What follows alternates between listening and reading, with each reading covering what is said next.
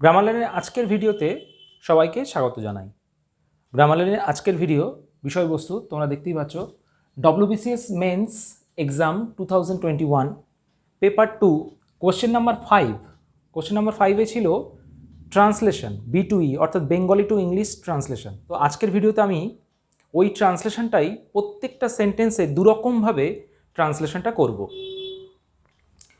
যেখানে একটা প্রথমটা থাকবে ইজি লেভেল আর দ্বিতীয়টা থাকবে মডারেট লেভেল, ওটারই আরেকটু ইমপ্রুভড ভার্সন থাকবে। তো চলো শুরু করি। প্রথম সেন্টেন্সে বলছে বাড়িটা তার বাড়ির কাছেই। তো এই যে সেন্টেন্সটা, বাড়িটা তার বাড়ির কাছেই, তার এখানে আমরা হার করছি, কারণ পরের সেন্টেন্সে দেখা যাচ্ছে যে একজন ব্যক্তির নাম, যার নাম সুজাতা, অর্থাৎ সে মেয়ে। তাই ইজি লেভেলে আমি করেছি the house is near her house, বাড়িটা তার কাছেই, তার বাড়ির কাছেই। এটা ইজি লেভেল ছিল। এটাকে আমরা এবার একটু মডিফাই করছি বা ইমপ্রুভ করছি সেন্টেন্সটা মডারেট লেভেলে। The house is in the vicinity of her house. এই ভিসিনিটি শব্দের অর্থ কি? ভিসিনিটি শব্দ অর্থ সামীপ্য বা নৈকট্য, অর্থাৎ তার বাড়ির কাছেই। এই শব্দটাকে বোঝাতে আমরা ভিসিনিটি শব্দটা ইউজ করেছি। পরের বাক্যে বলেছে যেতে আসতে সুজাতা বাড়িটা অনেকবারই দেখেছেন, কখনো ঢোকেননি। কার বাড়ি তা জানেন না। কমা দিয়ে ক্লজগুলোকে সেপারেট করা রয়েছে।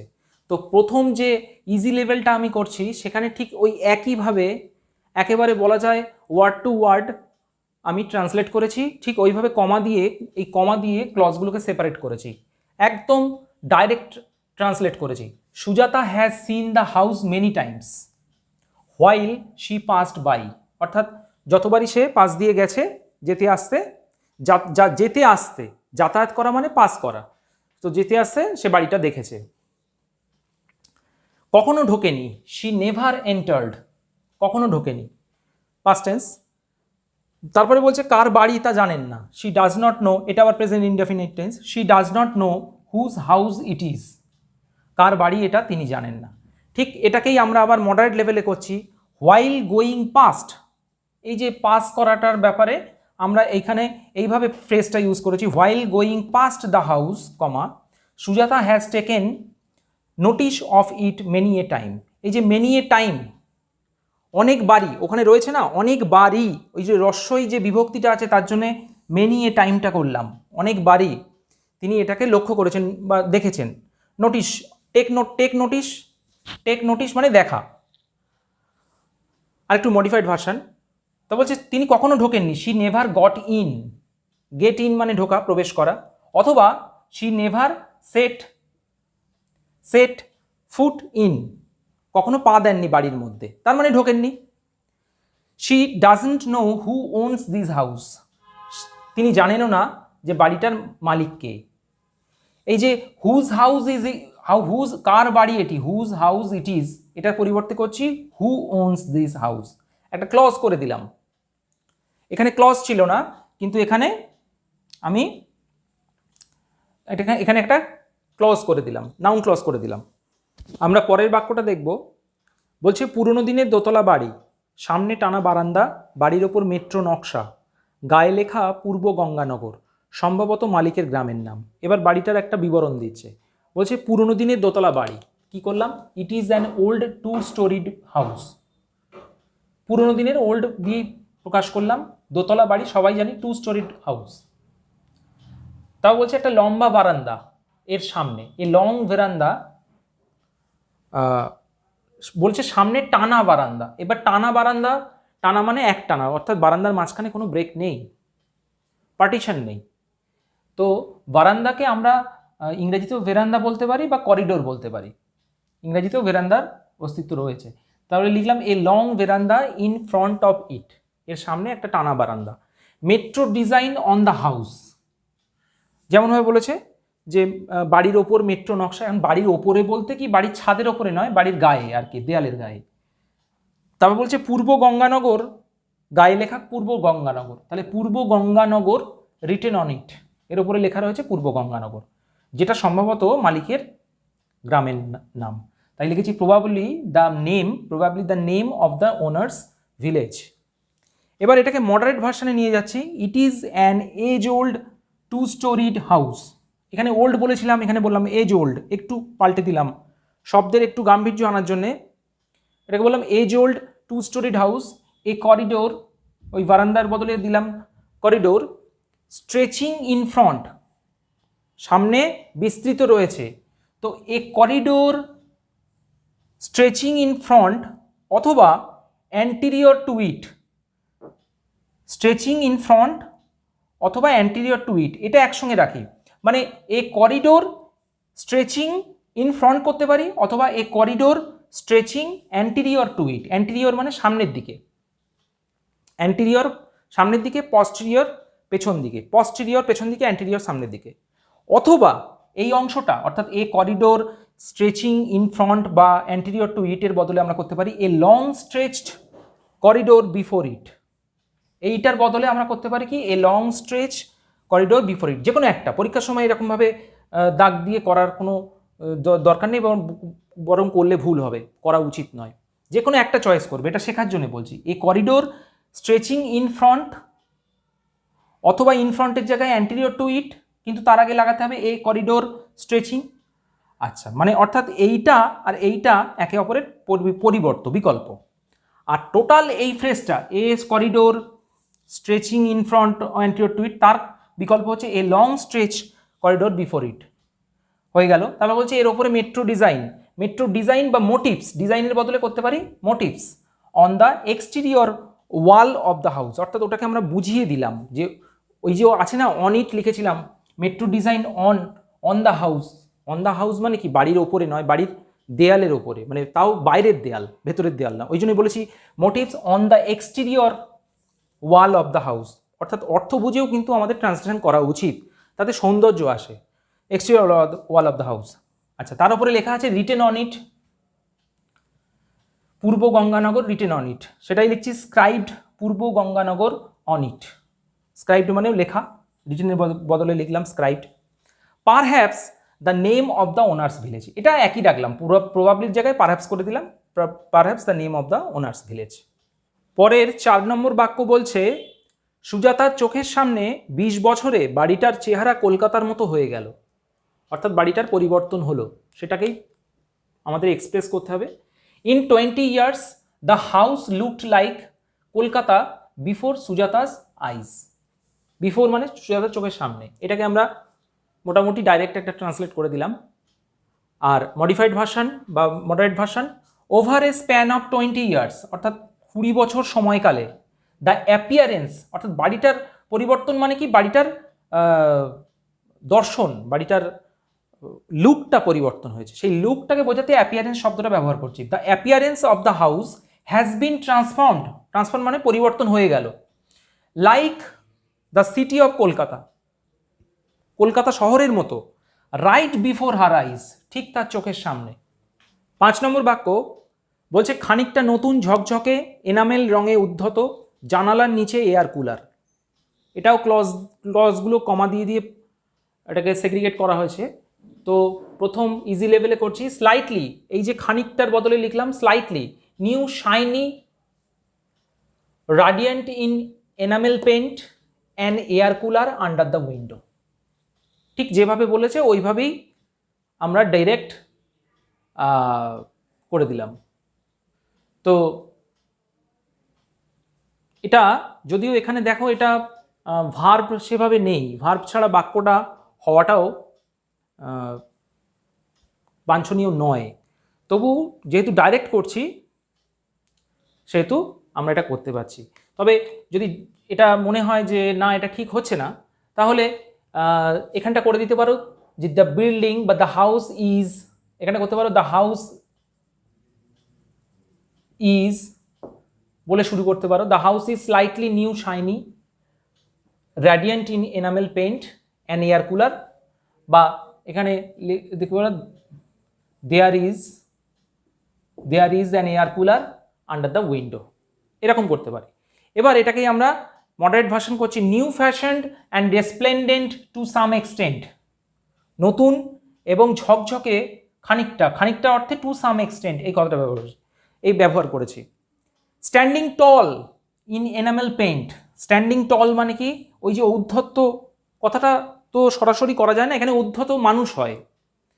তো উদ্ধত্ত মানে কি, ওই রং চং চড়ানোর পরে বাড়িটা একদম মনে হচ্ছে যেন সবার মাঝখানে চোখে পড়ছে। তো সেই জন্য বলছি স্ট্যান্ডিং টল, এটা একটা phrase, standing tall in enamel paint. তারপরে বলেছি কি অ্যান এয়ার কুলার ইজ করে দিই, শুনতে ভালো লাগে, an air cooler is installed under the window. জানালার নিচে একটা এয়ার কুলার বসানো রয়েছে, রয়েছে মানে কি বসানো রয়েছে, সাধারণত কোনো যন্ত্রপাতি বসানো ইনস্টল করতে পারে। আন্ডার দ্য উইন্ডো পেনও করা যেতে পারে, পিএনই, উইন্ডো পেন, উইন্ডো পেন মানে হচ্ছে জানালার কাঁচ, সার্সি, তার তলায় বসানো।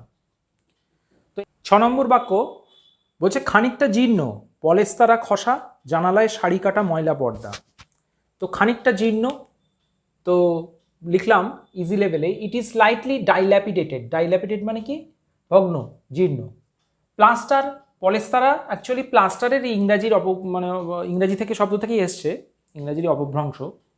তো প্লাস্টার ইজ পিলড অফ, অর্থাৎ জায়গায় জায়গায় প্লাস্টার ছাড়িয়ে উঠে এসছে, পিল মানে কি খোসা ছাড়ানোর মতো। Plaster is peeled off, dirty curtains are draped over windows, জানালার উপরে রয়েছে নোংরা পর্দা, কার্টেন্স মানে পর্দা। এবার এটাকে মডারেট ভার্সন করছি, ইট ইজ পার্টলি র্যামশ্যাকলড, এই র্যামশ্যাকলড যা, ডাইল্যাপিডেটও তাই। It is partly ramshackled, plaster is gone away, অর্থাৎ প্লাস্টার চলে গেছে মানে ভেঙে প্লাস্টার খসে গেছে, এটা একটা ফ্রেজাল ভার্ব ইউজ করেছি, gone away, go away from walls, gone away from walls. আর এটার বদলে আমরা করতে পারি peeled off walls, gone away from walls, gone away from walls অথবা পিলড অফ ওয়ালস। তারপরে লিখলাম ময়লা পর্দা, untidy curtains fabricated from sari, ওই যে বলেছে শাড়ি কাটা পর্দা, শাড়ি কাটা তার মানে শাড়িকে কেটে পর্দা বানানো হয়েছে, তাই লিখলাম untidy curtains fabricated from sari আর হ্যাঙ্গিং ফ্রম উইন্ডো, জানলা থেকে ঝুলছে, রয়েছে মানে ঝুলছে, প্রেজেন্ট কন্টিনিউয়াসই ওটা। পরের বাক্যটা বলেছে দেখো, বলছে 7 নম্বর বাক্য, নিচের রাস্তার সামনে ঘরে ঘরে ধোবিখানা, হোমিওপ্যাথি ওষুধের দোকান, রেডিও মেরামতি দোকান। এইটা করতে গিয়ে আমি কোনো দুরকমভাবে করিনি, ইজি বা মডারেট কোনো কিছু করিনি, একটাই করেছি। কেন করেছি? কারণ এখানে ম্যাক্সিমাম যে শব্দগুলো রয়েছে সেগুলো নাউন, অর্থাৎ এখানে স্কোপ নেই আমার এটাকে নিয়ে আরও অন্য ধরনের ইমপ্রুভমেন্ট করার। বাক্যগুলো খুবই নিতান্ত সাধারণ, কারণ বাক্যের মধ্যে শব্দগুলো সব ফিক্সড, এটাকে পাল্টানোর কিছু নেই। তা লিখলাম ডাউন স্টেয়ার্স, নিচে, নিচে মানে কি, নিচে নিচে বলতে বোঝাচ্ছে যেহেতু দোতলা বাড়ি সেখান থেকে ভাবছে মানে নিচের দিকে, এবং তার এটা একটা adverb downstairs in front of the street there are laundries in every household, ওই যে ঘরে ঘরে লন্ড্রি, ওটাই পেশা আর কি মানুষের জীবিকা নির্বাহ করার, ওটাই অর্থাৎ যা বোঝাচ্ছে ওটাই জীবিকা নির্বাহ করার একটা কমন আর কি ওয়ে। তাই laundries in every household, homeopathy drug store, radio repairing shop. দেখো তাহলে এই যে এখানে রয়েছে লন্ড্রিজ, তারপরে homeopathy drug store, radio repairing shop, এখানে শব্দ পাল্টানোর কিছুই নেই, এগুলো ফিক্সড শব্দ, এর অন্য কিছু দেওয়ার প্রয়োজনও নেই, এগুলো সবই নাউন। 8 নম্বর বাক্যে আমরা চলে যাচ্ছি, বলছে শরিকে শরিকে ঐশ্বর্য ও দারিদ্র্য ভাগ হয়ে গেছে বোঝা যায়। শরিক মানে কি, অর্থাৎ একটা বিল্ডিং বা কোনো বাড়ির সহমালিক, মানে যারা অনেকজন মিলে শরিক বা অংশীদার থাকেন, অংশীদার। তো আমি লিখছি যে ইট ক্যান বি আন্ডারস্টুড, বোঝা যায়, সেটাকে সামনে আনলাম, it can be understood that wealth and poverty, অর্থাৎ ঐশ্বর্য এবং দারিদ্র্য, হ্যাভ বিন শেয়ার্ড, ভাগ হয়ে গেছে, among the joint owners, joint owners এইটার মানে হচ্ছে শরিক, জয়েন্ট ওনার্স। এবার এটাকেই মডারেট করছি, ইট ইজ এভিডেন্ট দ্যাট, এভিডেন্ট কথার অর্থ কি, স্পষ্ট, স্পষ্ট মানে এই যে বোঝা যায় মানে কি, অর্থাৎ এটা চোখের সামনে স্পষ্ট। It is evident that all the riches, riches কথার অর্থ ঐশ্বর্য, riches as well as the poverty have been divided among the parceners, parceners কথার অর্থ শরিক। একটা শব্দ পাল্টে দিলাম পার্সেনার্স, আরও এটা ওয়েট হবে, এটা লেখাটার মধ্যে একটা ওয়েট আসবে, যে পার্সেনার্স করে দিলাম, আর রিচেস করলাম, রিচেস এখানে অ্যান্ড না দিয়ে অ্যাজ ওয়েল অ্যাজ দিলাম। এই অ্যাজ ওয়েল অ্যাজ দেওয়ার কারণে এখানে যে ভার্বটা হলো হ্যাভ, এটা কিন্তু এই প্রথম সাবজেক্ট অনুসারে হলো। সাবজেক্ট ভার্ব এগ্রিমেন্টের নিয়ম অনুসারে অ্যাজ ওয়েল অ্যাজ দিয়ে কোনো শব্দ, দুটো শব্দ বা দুটো নাউন জুড়লে প্রথম সাবজেক্ট অনুসারে ভার্ব হয়। পভার্টি হলে হ্যাজ হতো, অর্থাৎ রিচেস অনুসারে ভার্বটা তৈরি হয়েছে, তাই হ্যাভ বিন হয়েছে। 9 নম্বর বাক্য বলছে অন্ধকার প্যাসেজ পেরিয়ে শরিকি উঠোনের পাশে একটা বড় ঘর। তো ইজি লেভেল করছি, beyond the dark passage there is a large room next to the common yard. কোনো বাক্য এখানে বা শব্দ এখানে জটিল রাখলাম না, ঠিক যেভাবে আছে সেভাবে করলাম। এবং এর মডারেট লেভেল করছি across the dark passage way, একটু পাল্টালাম, বিয়ন্ড দ্য ডার্কের জায়গায় রাখলাম অ্যাক্রস, যেহেতু এখানে বলা ছিল যে অন্ধকার প্যাসেজ পেরিয়ে, কোনো কিছু পেরিয়ে যাওয়া অর্থাৎ এক ধার থেকে আরেক ধারে যাওয়া, এটাকে আমরা অ্যাক্রস দিয়ে সবচেয়ে বেশি ভালোভাবে প্রকাশ করতে পারি। তো আর রাখলাম কি, প্যাসেজের জায়গায় রাখলাম প্যাসেজ ওয়ে, প্যাসেজ ওয়ে শুনতে একটু ভালো লাগবে। There is an enormous big, লার্জের জায়গায় কি করলাম, লার্জের জায়গায় করলাম এনরমাস। এনরমাস মানে প্রকাণ্ড, আসলে প্রকাণ্ডটা বড়োর থেকেও আরও বেশি বড় বোঝায়। তো enormous room adjacent to the common courtyard. এই যে শরিকি, শরিকি শব্দের অর্থ হচ্ছে কমন, যৌথ বা এজমালে, আর ইয়ার্ড বা কোর্টইয়ার্ড কথার অর্থ হচ্ছে প্রাঙ্গণ বা উঠান। আর ওখানে আছে কি, উঠোনের পাশে, উঠোনের পাশেই একটা ঘর, যেহেতু পাশে অর্থাৎ কাছাকাছি, তাই অ্যাডজাসেন্ট টু, অ্যাডজাসেন্ট টু এই শব্দটা রাখলাম, এই ফ্রেজটা রাখলাম, বা অ্যাডজাসেন্ট কথাটা রাখলাম। অ্যাডজাসেন্ট মানে কি, সংলগ্ন, অর্থাৎ কমন কোর্টইয়ার্ডের সংলগ্ন মানেই পাশে। পরের 10 নম্বর বাক্যে বলছে বাড়িটার পেছন দিক এটা। খুবই সিম্পল একটা সেন্টেন্স, এখানে সেভাবে কিছুই করলাম না, শুধু প্রথমে রাখলাম কি, it's at the back of the house, এটা বাড়িটার পেছন দিক। তো পরের সেন্টেন্সে সেটাই শুধু পাল্টে দিলাম, ব্যাকের জায়গায় করলাম একটা সিনোনিম দিয়ে দিলাম রিয়ার, করে দিলাম this is the rear of the house. 11 নম্বর বাক্য, এটাও একটা সিম্পল সেন্টেন্স, একটা বাক্য, এর মধ্যে কোনো ক্লজ নেই। বলছে সামনে একটা অযত্নের আতা গাছ, অর্থাৎ বাড়িটার সামনে। ইন ফ্রন্ট, ইন ফ্রন্ট এখানে একটা কমা দিলে ভালো হয়। In front there is a custard apple tree uncared for. এই যে অযত্নের, অর্থাৎ যাকে অযত্ন করা মানে এমনি গজিয়ে উঠেছে, এমনি তাকে কোনো রকম পরিষেবা পরিচর্যা করা হয় না, গাছটার আপনা আপনি বেড়ে উঠেছে উঠানে। তো সেটার জন্য আনকেয়ার্ড ফর কথাটা লিখলাম, অযত্নের, অযত্নের আতা গাছ। মডারেট লেভেলে সেটাই করছি, দেয়ার ইজ অ্যান আনঅ্যাটেন্টেড, এখানে কিন্তু আগে দিয়েছি পার্টিসিপিয়াল অ্যাডজেক্টিভ ইউজ করেছি, এটা participial adjective. Custard apple, there is an unattended custard apple tree ahead, সামনে। ইন ফ্রন্টের জায়গায় আমি রাখছি অ্যাহেড। 12 নম্বর বাক্যে যাচ্ছি। 12 নম্বর বাক্যে বলছে,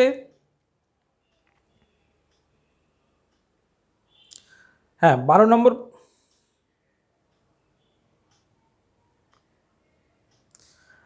বাক্যে যাচ্ছি। 12 নম্বর বাক্যে বলছে ঘরটার দেওয়াল ও ছাতের আস্তর খসা, মেঝের সিমেন্ট ওঠা।